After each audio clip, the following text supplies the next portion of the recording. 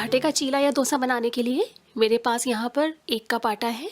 इसमें मैं करीब 1/4 कप चावल का आटा डालूंगी। 1 टेबलस्पून दही डालेंगे। यहाँ पर मेरे पास है 1 टीस्पून चीनी और 2 पिंच बेकिंग सोडा। थोड़ा सा नमक डालेंगे और 1 टेबलस्पून तेल डालेंगे और इन सभी को हल्के हाथों से मिलाएंगे। अब हम इसमें थोड़ा थोड़ा पानी डालेंगे और स्मूथ बैटर बनाएंगे। यहाँ पर आटे का डोसा बनाने के लिए मैंने चावल का आटा यूज़ किया है, जिससे डोसे काफ़ी क्रिस्प बनेंगे और शक्कर डालने से इसमें बहुत ही अच्छा गोल्डन ब्राउन कलर आएगा। हम इसको इस तरह से अच्छे से बैटर के स्मूथ होने तक मिलाएंगे। आप ये बैटर मिक्सी में भी बना सकते हैं। इसके लिए आप सभी चीज़ों को मिक्सी में डालें और थोड़ा थोड़ा पानी डालकर स्मूथ बैटर बनाएं। ये देखिए, आप देख सकते हैं एकदम स्मूथ और फ्लोई बैटर तैयार है और इसकी कंसिस्टेंसी बिल्कुल नॉर्मल डोसा बैटर जैसी है।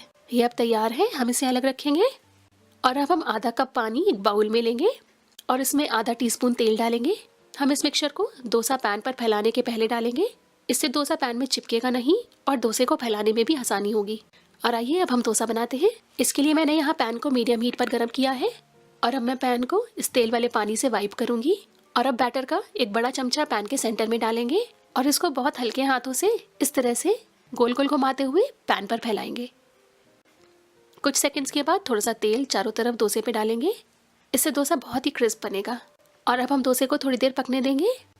अब हम इसको पलट लेंगे और दूसरी साइड से भी कुछ टाइम के लिए पकने देंगे। हम इसको एक बार फिर से पलटेंगे। ये देखिए कितना बढ़िया और क्रिस्प डोसा बनकर तैयार है। आप चाहें तो इसमें आलू का मसाला भर दें, जिससे ये मसाला डोसा बन जाएगा।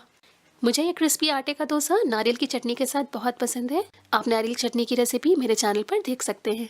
तो आपने देखा कि ये डोसा बनाना कितना आसान है और सबसे अच्छी बात है कि ना तो हमें इसको भिगोना है और ना ही इसको पीसना है।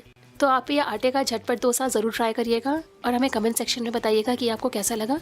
अगर आपको आज का वीडियो अच्छा लगा हो तो लाइक करें, कमेंट करें और मेरे चैनल को सब्सक्राइब करें।